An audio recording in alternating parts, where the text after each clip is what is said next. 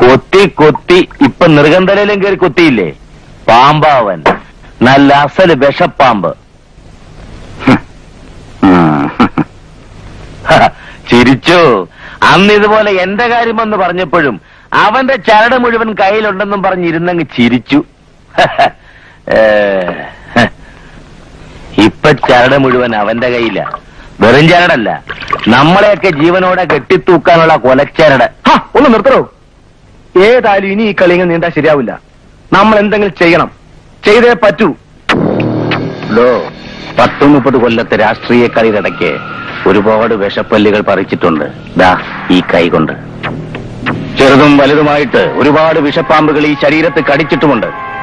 എന്നിട്ടും നമ്പ്യാര് വീണു പോകാതിരുന്നത് തോൽക്കാൻ മനസ്സില്ലാത്തത് കൊണ്ടാ.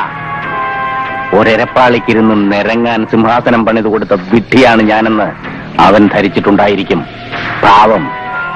താൻ നോക്കിക്കോ, സിംഹാസനത്തിൽ നിന്ന് വലിച്ചിറക്കി കാൽ കീഴിലിട്ട് ചവിട്ടി അരയ്ക്കാനും നമ്പ്യാർക്ക് കഴിയും. അവനെതിരെയുള്ള നമ്മുടെ യുദ്ധം തുടങ്ങുന്നത് അവന്റെ കോട്ടയിൽ നിന്ന് തന്നെയായിരിക്കും, ചേരിയിൽ നിന്ന്.